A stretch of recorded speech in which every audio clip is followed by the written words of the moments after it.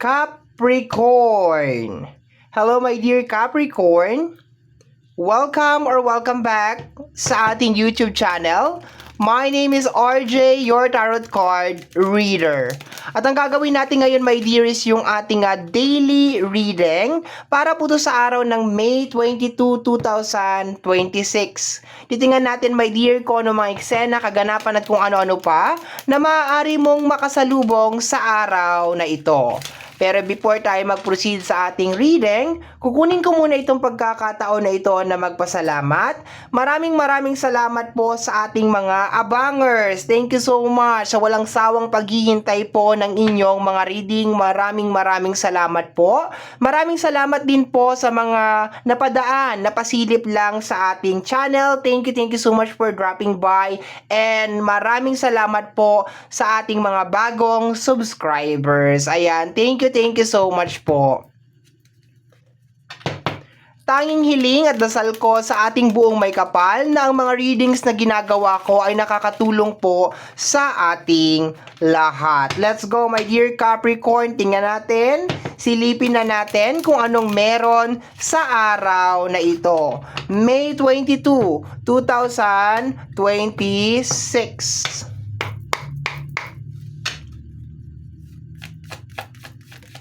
We have here the energy of the Four of Pentacles. Tingnan natin, my dear, ha? Pa-clarify ko na kaagad to. Paki-clarify po ang Four of Pentacles. We have here the energy of the Knight of Cups. So, ang nakukuha ko dito, my dear, medyo reserve.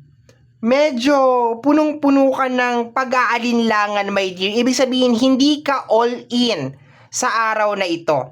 Naglalagay ka ng space, ng boundary. Okay, para anytime na meron mangyari na unexpected sa araw na ito is pwede kang mag-retreat, pwede kang mag-back out. Yun ang nakukuha ko dito. Hindi ka talaga all in. Hindi ka talaga like yung game na game, yun na nakukuha ko dito. Possible din, my dear, na you are taking time bago ka mag-decide sa araw na ito. Talagang hindi ka padalos-dalos, hindi ka pabigla-bigla sa mga gagawin mo sa araw na to, my dear. Medyo reserve yung energy, okay? So, medyo mabagal, no? Take time. Take time talaga siya. Sa usapin ng, actually yung energy na nire-release niya is more on sa pagtitiwala, no? Hindi ka kaagad, ang naglalabas nun is yung energy ng Knight, no? Parang, yes, nakikinig ka. For example, may nagkikwento, nakikinig ka, like sa kwento niya and everything. Pero nandun ka, my dear, sa point na hindi ka talaga 100% na naniniwala sa sinasabi niya. Parang may ganon, may 50-50, no? Meron kang konting doubt, may ganon. I hope nagigets mo yung ibig kong sabihin. Hindi ka talaga all in 100%, okay? So, hindi ko mako-consider kung good ba to or bad. Siguro sa side mo, good, because hindi ka pwedeng ma-deceive or maloko sa araw na ito because nandun ka talaga sa moment talaga na you are taking time bago ka mag-agree, bago ka mag-sign, bago ka, 'di ba? Bago ka mag-proceed sa isang bagay, talagang you are taking you're taking your time. That's the right words, no? You're taking your time, my dear Capricorn, bago ka mag-dive in doon sa isang scenario or isang situation. You don't believe kaagad-agad, okay? Kung meron nagkikwento sa'yo, like you don't believe half of it, like may curiosity akong nakukuha, okay? So let me see, my dear. Next row, Capricorn. Once again, reading mo ito para sa araw ng May 22, 2026, the Tower. Alanganin naka-reverse. Okay, pero hindi naman ako nagbabasa ng reverse. Ano nakukuha ko sa energy ng Tower sa form of distraction? Parang may nagdi-distract sa'yo ngayong araw na to. Okay, parang iniiba yung kwento or Like, basta parang isa form of distraction. Parang dinidistract ka ng dinidistract. Parang meron kang gagawin or merong something na nangyayari sa life mo pero parang dinidistract ka ng dinidistract. Yun ang nakukuha ko dyan. Paki-clarify nga po itong ating tower. Paki-clarify po ang ating tower card. May 22, 2026. Capricorn. Yeah, it makes sense. Kasi Knight of Cups, sabi ko kanina, hindi ka basta-basta naniniwala, tapos may tower. So, alam mo na parang may hidden agenda or parang merong something behind this. Paki-clarify po yung ating tower card. Paki-clarify po ang ating tower card. Let me see. The Page of Wands. Tama ako. Ang Page of Wands kasi is energy ng new beginnings. Okay. Actually, itong card na to, new beginnings siya pero punong-puno ng hesitation. Okay, like, nakabihis na siya lahat-lahat and then, pupunta ba ako or hindi? Like, nakabihis ka na lahat, pupunta ka ba sa birthday or hindi? Parang ganon. Kung ano man tong energy na to, my dear Capricorn, it's a form of distraction, my dear, para hindi mo maituloy yung original na plano. Yun ang nakukuha ko dito, my dear. Para maging stuck ka doon sa situation, para hindi mo siya maharap kaagad or hindi mo mapansin na kinakailangan mong paglaanan ng atensyon tong bagay na to. So, be aware ka sa araw na ito.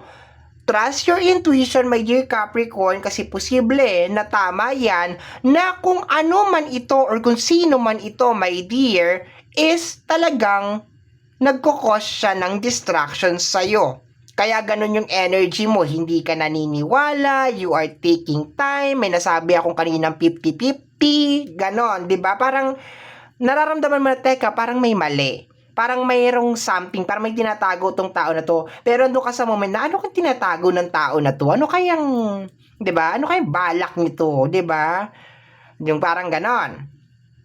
So, nagkukos siya ng parang curiosity, no? Parang nandun siya sa moment medyo na curious ka kasi parang a certain person is acting really weird. Pero at the same time, baka hindi mo mapansin sa araw na to na yung ginagawa niya na pagiging weird is a form of distraction. Okay, so let's go tayo, my dear Capricorn. We have here the energy of the Page of Sword. Aha, the very observant na klase ng tao. Okay? Baka nga hindi mo lang ngayon napansin to, my dear, na medyo kakaiba yung kinikilos ng tao na to eh. O, ng energy na ito eh. Ayoko naman, my dear, na i-conclude na tao to. Pero, di ba, sa pa ba aabot tong pinagre-read natin dito kung hindi sa isang energy ng isang tao, my dear. Okay? Parang may something, okay? Alam mo yung parang pakiramdam, my dear, na parang meron siyang iniiwasan na mai-point out mo na parang meron siyang dinidistract ka niya ng dinidistract, my dear. That's what I'm getting from this reading. Dinidistract ka niya ng dinidistract para hindi maungkat yung isang bagay or para hindi mapunta dun yung attention mo. Yun ang nakukuha ko, my dear. Para hindi ma-highlight yun, no? Although yung dating ng energy is a form of parang ayaw niya makapag-focus ka doon, pero may iba pa akong nakukuha na energy and hindi ko siya ma-explain. It's more on parang okay, clarify ko na muna to, my dear, ha? Clarify ko na muna. Malay mo makuha ko yung buong energy. Yes, the Nine of Cups. Nine of Cups is may kinalaman sa energy ng wish fulfillment, okay? Wish fulfillment. Possible na promise. This is energy ng promise, my dear Capricorn. Possible na itong tao na to is nag-promise sa'yo and kaya kanya dinidisib is para hindi mo maungkat o hindi mo maalala yung pinangako niya. Yeah, naakala niya hindi mo maaalala. So sa araw na to, my dear, merong tao na gustong makalimutan mo kung ano yung previous na pinag-usapan ninyo. Okay, parang meron siyang gustong burahin sa alaala mo. Yun ang nakukuha ko, my dear. No, medyo weird, pero yun ang nakukuha ko over here. Ang Nine of Cups kasi is energy ng wish. To the point na meron ditong energy ng page.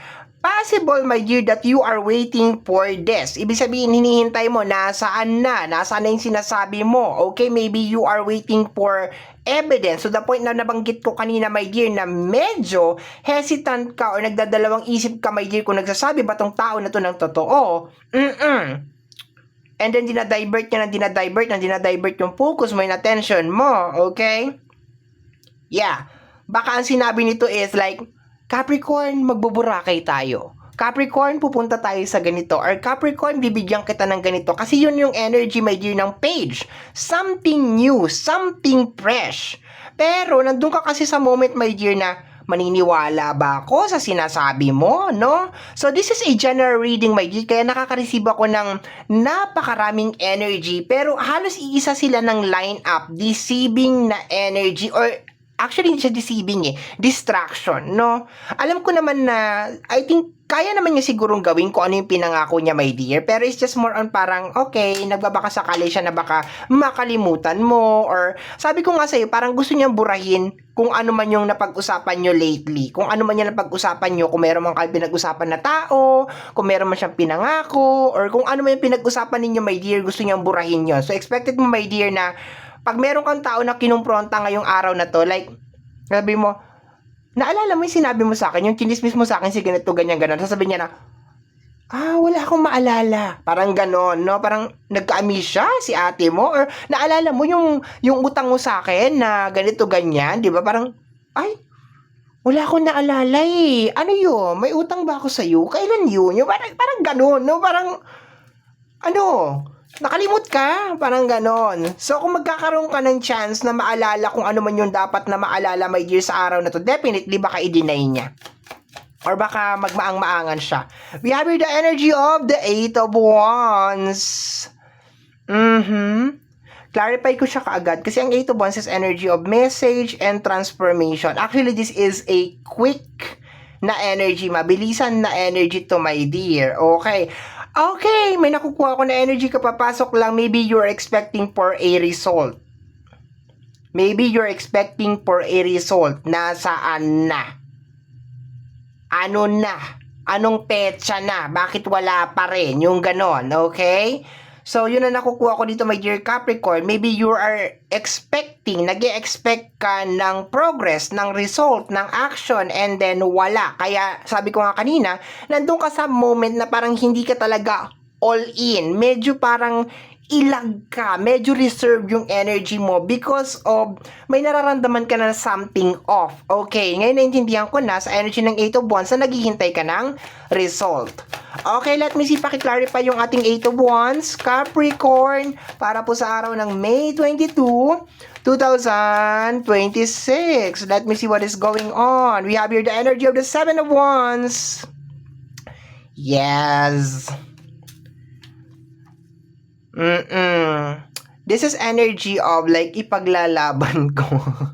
Yun ang nakukuha ka sa energy ng Seven of Wands. Like, diba, napag-usapan. Sinabi mo, diba, panindigan mo. Yun ang nakukuha ko dito, my dear. So, kung ano man yung pinag-usapan ninyo, kung ano man yung nangyari, my dear, pinanghawakan mo yun. No, pinanghawakan mo talaga yun. Naniwala ka, pinanghawakan mo talaga yun. And, nararamdaman mo ngayon na parang, okay, may tao na nagkakaroon ng amnesia, okay? So, marami nangyayari dito, my dear. Possible na inaalam mo rin kung ano yung pinaka-agenda niya. Bakit siya nag-promise? Bakit niya sinabi to? Bakit niya ginawa yun? No, parang ganon. Basta medyo nag-hold back ka, my dear, sa araw na to. And malaki ang posibilidad, my dear, na nag-e-expect ka rin ng progress and result sa araw na ito.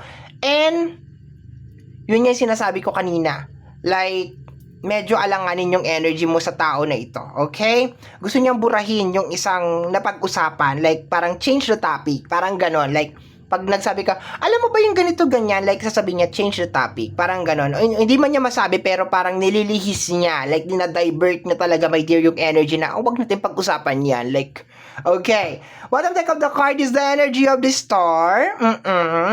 This is energy ng hope. Kumapit ka, my dear. No, umaasa ka.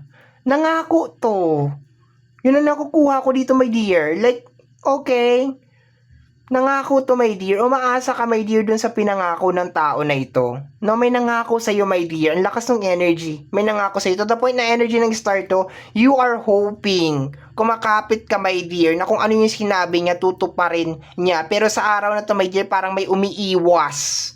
Or baka may parang nagtatago, ay magpakita sa'yo, yun ang nakukuha ko, my dear. Or kung i-brought out mo man yung eksena na yun, or kung ano man yun, like, change the topic, like something like that. Kaya, nakakaramdam ka na parang, okay, like, kung magbibigay man ako sa'yo ng tiwala, like, not 100%, kasi, sumira ka na sa pinag-usapan natin, like, hindi ka na tumutupad.